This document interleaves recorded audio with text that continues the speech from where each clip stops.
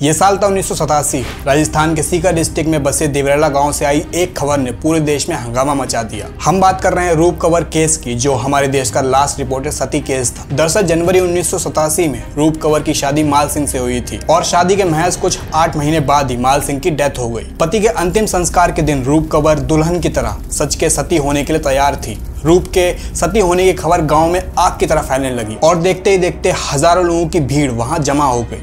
हजारों की भीड़ के बीच मात्र 18 साल की रूप कंवर अपने पति की डेड बॉडी के साथ जला दी गई और वहां पर मौजूद लोगों में से किसी ने भी इसे रोकने की कोशिश नहीं की। कुछ न्यूज रिपोर्टर्स के मुताबिक गांव वालों का कहना था कि सती होना रूप का अपना फैसला था, पर आज इस भयानक हादसे के 36 साल बाद इस बात की जांच करना नामुमकिन सा हो जाता है। और इसके बाद ही बात यहीं खत्म नहीं हुई। लगभग 2 लाख लोगों की भीड़ यहाँ पूजा करने के लिए भी इकट्ठी हुई। सती की ये आग राजस्थान सरकार से होती हुई हाई कोर्ट तक पहुंची और कुछ खास नतीजा नहीं निकला, जिसके चलते उस समय के central home minister P Chidambaram ने इस इंसिडेंट और राज्य सरकार की भारी आलोचना की और आखिरकार सीएम हरिदेव जोशी को अपना इस्तीफा दे दिया। इस घटना के बाद एक और चौंकाने वाली बात सामने आई कि देवराला गांव में ये सती का पहला इंसिडेंट नहीं था, ये बल्कि तीसरा था। दोस्तों, रूप कंवर के इंसिडेंट के बाद ही राजस्थान गवर्नमेंट ने सती प्रोविगेशन एक्ट 1987 जोड़ दिया। और आपकी जानकारी के लिए बता दें कि 1947 से 1987 तक सती होना या अटेम्प्ट करने के 28 केसेस इंडिया में दर्ज किए गए थे। हालांकि रूप कंवर इंसिडेंट को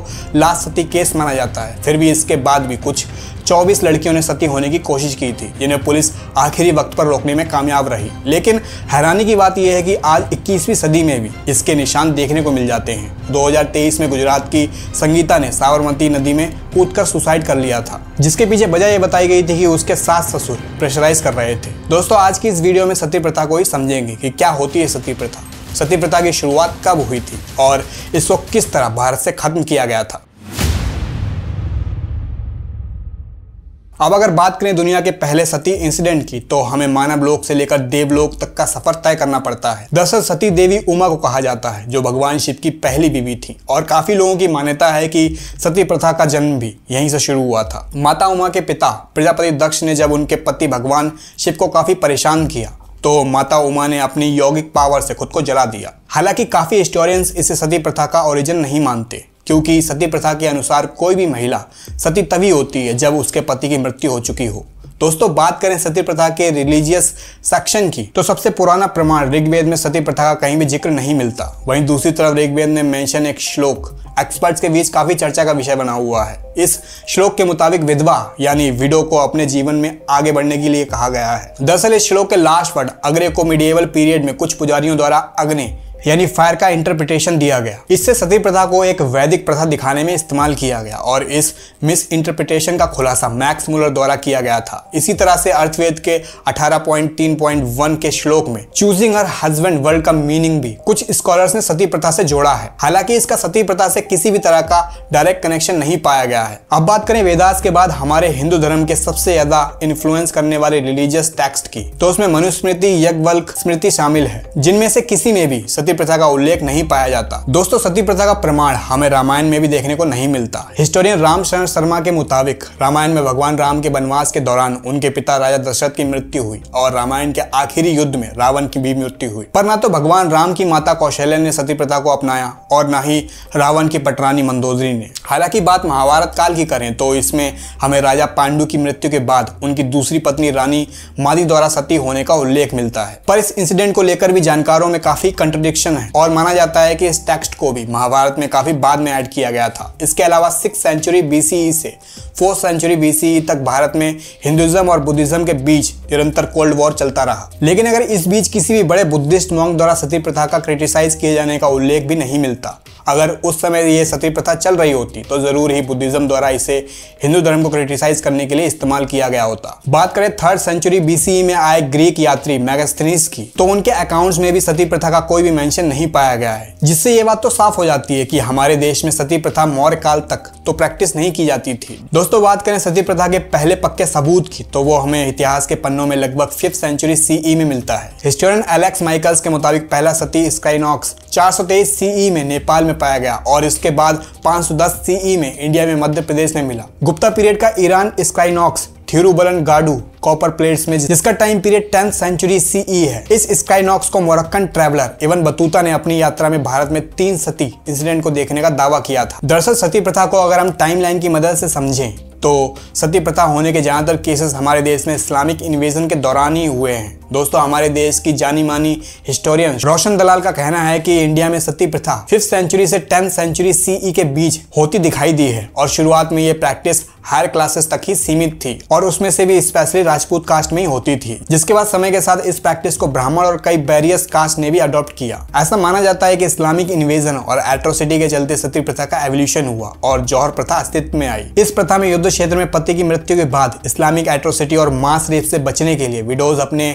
आपको एक साथ आग के हवाले कर दिया करती थी। इसका सबसे पहला प्रमाण साल 711 सीई में मिलता है, जब मोहम्मद बिन कासिम के द्वारा भारत पर पहला इस्लामिक अटैक हुआ और सिंध के राजा दाहिर के अरोड़ युद्ध में मृत्यु हुई। राजा दाहिर की पत्नी रानी बाई ने कासिम की सेना के साथ कुछ महीने तक संघर्ष किया, लेकिन अपनी हार देखते हुए उन्होंने राजघराने की बाकी महिलाओं के साथ भारत का पहला जौहर किया। बहरहाल राजा दाहिर की सेकंड वाइफ और उनकी 2 बेटियां सूर्य देवी और प्रेम देवी को कासिम द्वारा कैप्चर कर सेक्स स्लेव्स की तरह इस्तेमाल किया गया। दरअसल इसी इंसिडेंट के बाद हिंदू महिलाओं के द्वारा अपने गौरव और सम्मान की रक्षा के रूप में जौहर की यह आग देश के कई हिस्सों में जलाई गई। जैसे 14 सेंचुरी सीई में अलाउद्दीन खिलजी के अटैक के बाद चित्तौड़गढ़ में रानी पद्मावत का जौहर और नॉर्थ कर्नाटका में तुगलक के अटैक के बाद कंपीली किंगडम का जौहर। इसके बाद देश के कोने कोने में विडोज और क्वींस ने अपने पति की मृत्यु के बाद सती होने के चलन को स्वीकार कर लिया। इसके साथ ही सती और जौहर करने वाली वुमेन को हाई रिस्पेक्ट, ग्लोरिफिकेशन और देवी का स्थान भी दिया जाने लगा। यही वजह है कि अहिल्याबाई होलकर, जिन्हें हमारे देश में फेमिनिज्म का साइन माना जाता है,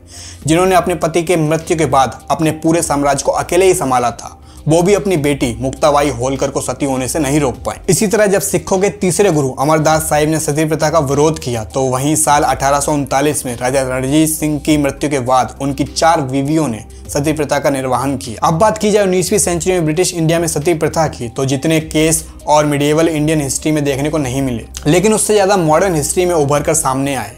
उमा नारायण अपनी किताब डिसलोकेट कल्चरस में लिखती हैं कि कॉलोनियल एरा में बंगाल में सती प्रथा का दबदबा बाकी इंडियन रीजन से ज्यादा देखा गया, जिसके 3 फैक्टर्स रहे। बंगाल के लोगों का यह मानना था कि सती प्रथा वेदों के अनुसार सही है। हिंदू विडोज की प्रॉपर्टी को गेन करने के लिए उन्हें फोर्सफुली सती कराना और 18वीं सदी के ग्रेट बंगाल फैमाइन के बाद गरीबी और भुखमरी से बचने के लिए कई विधवाओं द्वारा सती प्रथा को बढ़ावा मिलना। दोस्तों, इन बढ़ते केसेस के चलते ब्रिटिश राज ने 1815 से लेकर 1824 तक एक सर्वे किया, जिसमें 10 साल में पूरे देश में हुई सती की घटनाओं को रिकॉर्ड किया गया था। सामने आया कि 10 साल में लगभग 6000 से भी ज्यादा महिलाएं सती की गई हैं। हालांकि कुछ लोगों का यह भी मानना था कि अंग्रेजों द्वारा सती केसेस के नंबर सही नहीं है, जिसका मकसद भारत के लोगों को हिंदुइज्म से कैथोलिक रिलीजन में कन्वर्ट करना था। वो कैसे सही नंबर्स दिखा सकता था। दरअसल इस नैरेटिव की वजह ये थी कि इस सर्वे को कंडक्ट करने वाले और इसकी रिपोर्ट तैयार करने का काम किसी ब्रिटिश अधिकारी को ना देकर एक क्रिश्चियन मिशनरी ऑर्गेनाइजेशन को दिया गया था। और आपकी जानकारी के लिए बता दें कि लगभग इसी समय पर इवेंजेलिकल मूवमेंट की शुरुआत हुई थी। हमारे देश में बंगाल रीजन से हुई इस मूवमेंट का मकसद भारतवासियों को वेद से बाइबल की ओर ले जाना, यानी कैथोलिक रीजन में कन्वर्ट करना था। दोस्तों, ये बात तो ही सती प्रथा के ओरिजिन से लेकर सती के पूरे देश में फैलने की। चलिए बात करते हैं भारत के उन साम्राज्यों और लोगों की जिनके द्वारा सती जैसी कुप्रथा को समाज में मिटाने के लिए संघर्ष किए गए थे। दोस्तों, ब्रिटिश राज के सर्वे के मुताबिक 19वीं सेंचुरी में सती प्रथा अपनी चरम सीमा पर थी। लेकिन हैरानी की बात तो यह है कि इसके एवोल्यूशन की शुरुआत मिडिएवल पीरियड के तुगलक साम्राज्य से ही हो गई थी, जब सती के केसेस देश में काफी कम थे। दरअसल मोहम्मद बिन तुगलक वो पहले मुस्लिम शासक बने जिन्होंने सती को भारत में बैन किया था और सती होने के लिए विडो को लाइसेंस लेना मैंडेटरी कर दिया गया था। जिसके बाद मुगल शासक हुमायूं और अकबर ने भी सती प्रथा को बैन किया और विलफुल सती को रोकने में असफल रहे। जॉन स्टिंग होली अपनी किताब सती द ब्लेसिंग एंड द कर्ज the burning of wives in India में लिखते हैं कि मुगल एम्पायर अकबर ने विडोज को विलफुल सती होने से रोकने के लिए गिफ्ट्स और लैंड्स भी ऑफर करने का प्रस्ताव रखा था। दोस्तों, मुगल एम्पायर जहांगीर और औरंगजेब ने भी सती को बैन किया था, पर उसे स्ट्रिक्टली इन्फोर्स करने में नाकामयाब रहे थे। इसके अलावा महाराजा शिवाजी राजे भी सती प्रथा के बड़े विरोधी माने जाते हैं, जिन्होंने अपने पिता की मृत्यु के बाद अपनी माता जीजाबाई को सती होने से रोका था। वही पोर्चुगीज गवर्नर अल्फ्रेडो डी अल्बक वो पहले यूरोपियन माने जाते हैं जिन्होंने 1515 में गोवा में सती प्रथा को अबोलिश किया था। हालांकि पूरे देश में सती प्रथा का अबोलिश करने में सबसे बड़ा योगदान राजा राम मोहन रॉय को माना जाता है। दरअसल बात 1811 की है, जब राजा राम मोहन रॉय के बड़े भाई जगमोहन रॉय की मृत्यु हो गई और उनकी पत्नी को सती बनाकर जबरन पति के साथ आग के हवाले कर दिया गया था। इसी सीन ने राजा राम मोहन रॉय के दिल और दिमाग पर गहरी चोट की, जिसके बाद उन्होंने ठान लिया कि इस ईवल प्रैक्टिस को हमारे देश से मिटाना बेहद जरूरी है। उन्होंने पूरे हिंदू ग्रंथों का अध्ययन शुरू किया और पाया कि किसी भी हिंदू ग्रंथ में सती प्रथा का उल्लेख नहीं था। अध्ययन के बाद उन्होंने कैथोलिक मिशनरीज के साथ मिलकर भारत में लोगों को सती प्रथा के खिलाफ जागरूक करना शुरू कर दिया था। राजा राम मोहन रॉय और उनके साथी मिशनरीज ने गवर्नर विलियम बेंटिक से सती अबोलिश करने की गुहार लगाई। एटलीस्ट 1829 में सती अबोलिशन एक्ट पूरे देश में लागू किया गया, जिसके बाद सती प्रैक्टिस को हमारे देश में इलीगल घोषित कर दिया गया। दोस्तों, सती प्रथा से रिलेटेड सारे पहलुओं को जांचने के बाद यह कहना गलत नहीं होगा कि सती प्रथा हमारे वेदों और धार्मिक ग्रंथों में तो नहीं मिलते। अगर ये मिलते हैं तो मिलते हैं कुछ लोगों के दकीनुसी सोच में, जिनका मानना है कि एक औरत का आधार और अंत उसके पति के साथ ही है। पर आज भी हमारे समाज में दहेज प्रथा सिस्टम और बाल विवाह जैसे कई प्रथाएं एग्जिस्ट करती हैं, जिनका आधार सिर्फ हमारी छोटी सोच है, ना कि हमारे ग्रंथ। इस बारे में आपकी क्या राय है, कमेंट बॉक्स में ज़रूर लिखें। और अगर आपको वीडियो पसंद आई हो तो वीडियो को लाइक ज़रूर करें और चैनल को भी सब्सक्राइब कर लें, ताकि ऐसी इंटरेस्टिंग जानकारी आप तक पहुंच सके। और इस वाली वीडियो को भी ज़रूर देखें। वीडियो को पूरा देखने के लिए बहुत बहुत धन्यवाद।